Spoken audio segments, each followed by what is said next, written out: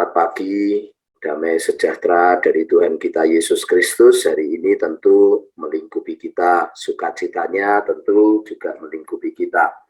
Ya, sebelum kita berdoa, ada satu ayat firman Tuhan yang sangat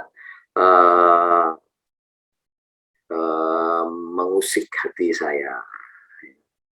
Terima kasih Pak Lo, Bu Eni.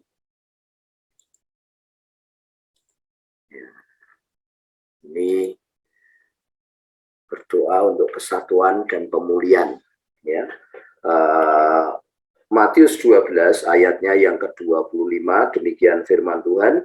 Tetapi Yesus mengetahui pikiran mereka, lalu berkata kepada mereka, setiap kerajaan yang terpecah-pecah pasti binasa, dan setiap kota atau rumah tangga yang terpecah-pecah tidak dapat bertahan. Bapak Ibu Saudara yang saya kasihi,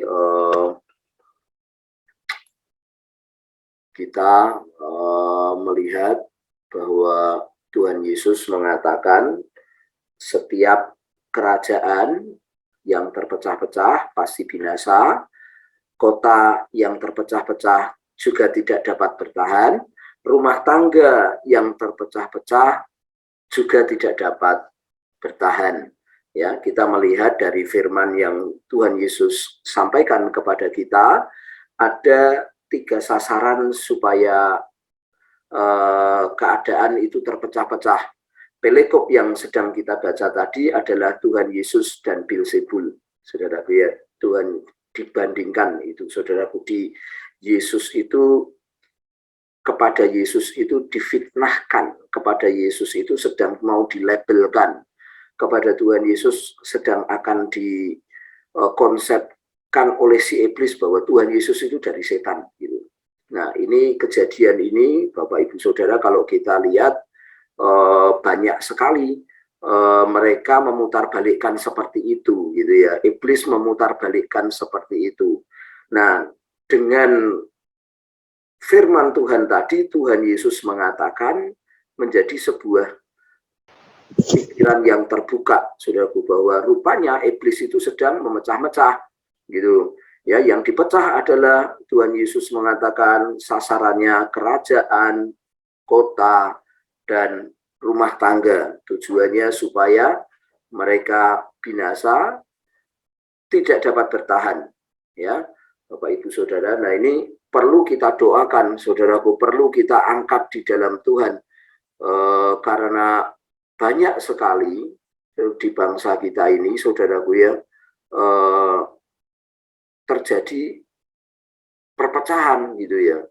Orang benarnya sendiri gitu ya, saudara.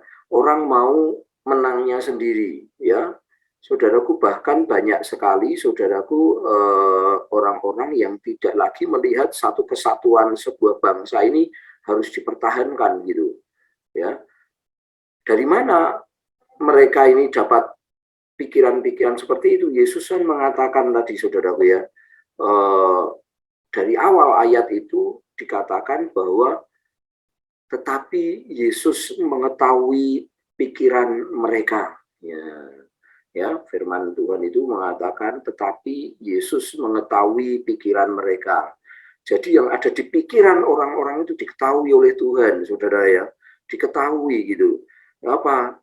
Ya, di dalam pikiran itu bisa cara berpikir atau ideologi-ideologi, filsafat-filsafat ya, saudara.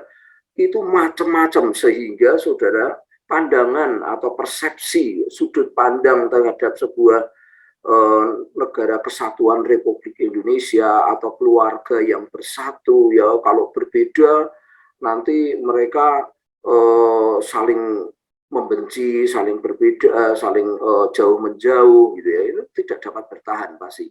Dan keluarga kalau juga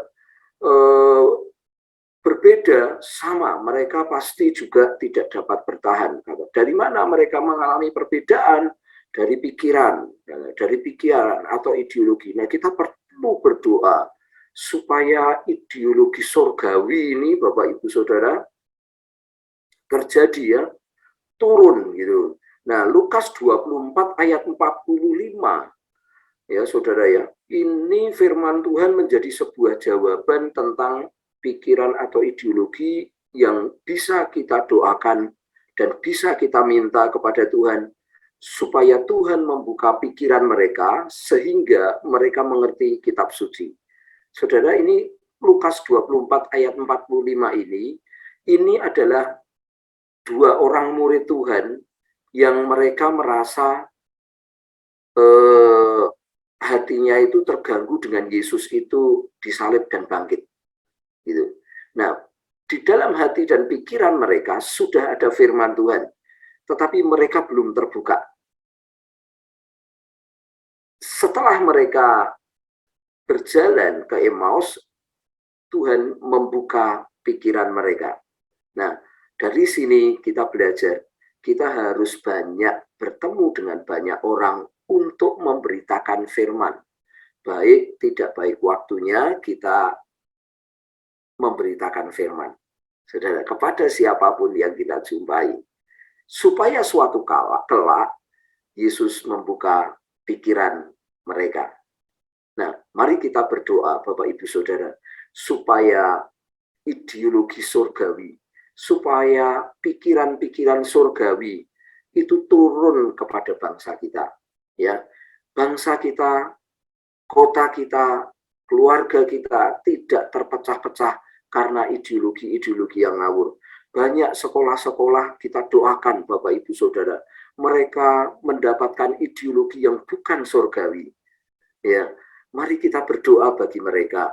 Banyak saudara kampus-kampus sudah teracuni oleh pikiran-pikiran yang bukan surgawi, filsafat yang bukan surgawi. Mari kita berdoa bagi mereka.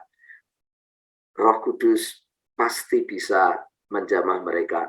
Keluarga-keluarga juga sama, supaya kita berdoa kesatuan itu terjadi, maka Bapak Ibu Saudara, bangsa kita tidak akan binasa, saudaraku, dan keluarga-keluarga kota akan bertahan mereka, saudaraku, bahkan mereka akan menjadi keluarga kota bangsa yang hebat.